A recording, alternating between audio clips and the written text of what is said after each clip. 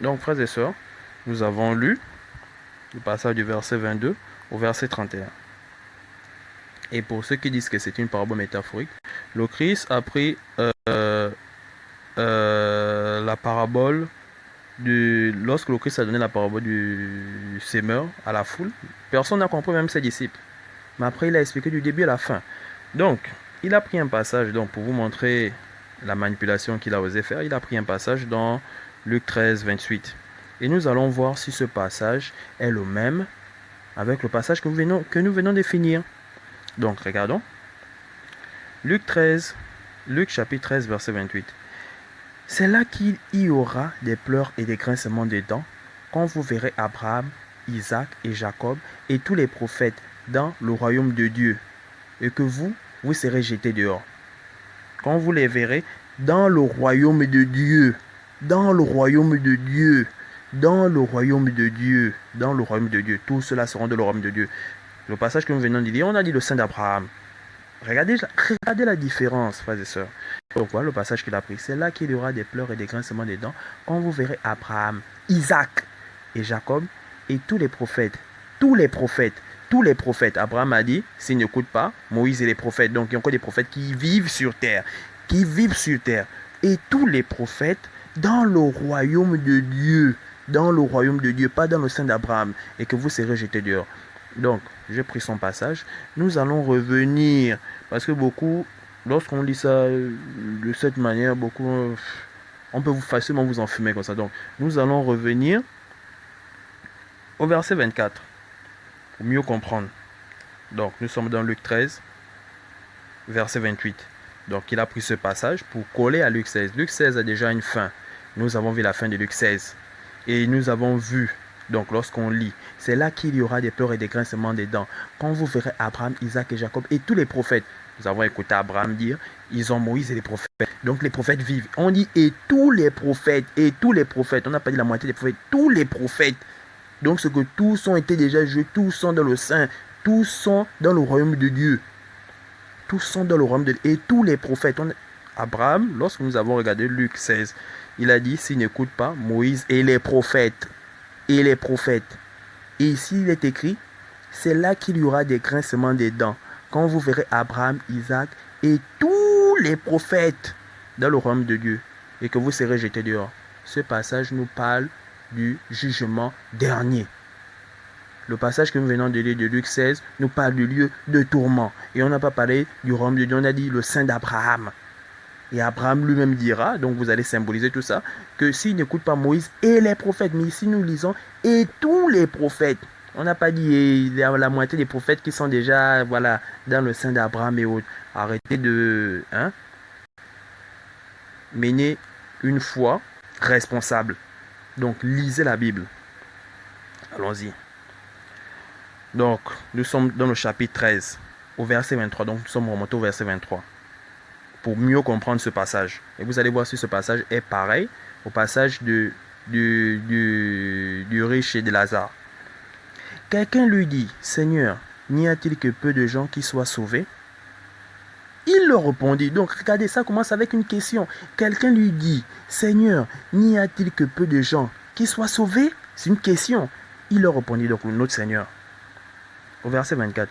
Efforcez-vous d'entrer par la porte étroite. Efforcez-vous d'entrer par la porte étroite, car je vous le dis, beaucoup chercheront à entrer et ne le pourront pas. Efforcez-vous donc je fais une parenthèse pour les gracistes, frères et sœurs, tout est grâce, tout est grâce. Écoutez ce verset, méditez-le, s'il vous plaît, frères et sœurs.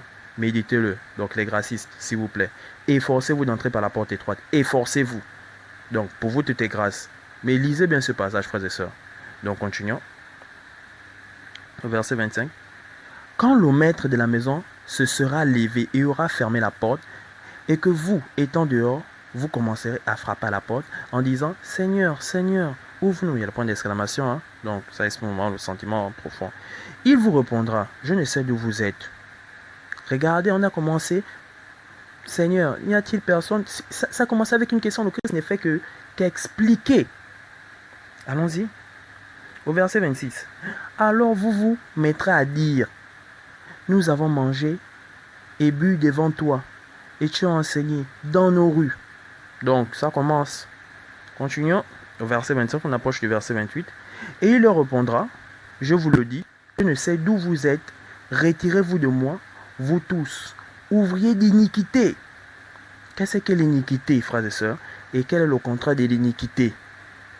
Allez-y, cherchez cela.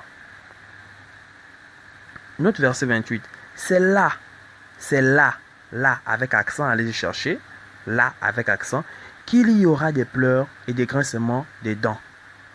Quand vous verrez Abraham, Isaac et Jacob et tous les prophètes, nous avons lu dans le passage de Luc, que Abraham dit qu'ils écoutent donc les vivants, que les vivants écoutent Moïse et les prophètes. Mais ici, et tous les prophètes, donc tous les prophètes, dans le royaume de Dieu, là on parle du royaume de Dieu, et que vous serez jetés dehors. Dans Luc 16, on parle du sein d'Abraham. Là, on parle du royaume de Dieu. Et Abraham lui-même, dans ce passage de Luc, a dit qu'il écoute Moïse et les prophètes. Mais ici, on vous dit tous les prophètes. Donc, on n'a pas juste dit les prophètes, on a dit tous les prophètes.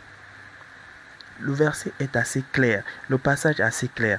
Donc, vous voyez que ici, il s'agit du jugement dernier. Tout le passage que nous venons de lire, donc il appelle Luc 13, 28. Nous sommes remontés au verset précédent, donc au verset 24 jusqu'au verset 28. Nous avons vu qu'ici, il s'agit du jugement dernier. Donc, et nous avons vu que Luc, il s'agit du lieu de tourment. Donc, venez prendre ce passage-là, donc Luc 13, 28, allez le coller à Luc 16. Vous aussi. C'est deux choses différentes. Là-bas, on parle du sein d'Abraham. Ici, on parle du royaume de Dieu. Tout cela est compris dans le royaume de Dieu. Frères et sœurs, vous qui ne savez pas, allez-y poser toutes ces questions. Donc, je vous donne des questions. Allez-y poser ces questions à vos prédicateurs. Et ayez une foi responsable. Lisez la Bible, frères et sœurs. Lisez la Bible. Je vous dis, l'enseignant va puiser ses connaissances dans des livres. Les prédicateurs vont puiser leurs connaissances dans la Bible. Dans la Bible. C'est dans la Bible. Donc ne soyez pas émerveillés. Non, il est intelligent. Non. Cela n'est... Non. C'est dans la Bible qu'il le prend. Et c'est la Bible qui vous dira que celui-là est un vrai prophète, celui-là est un faux prophète, celui-là est un bon... C'est la Bible qui vous le dira.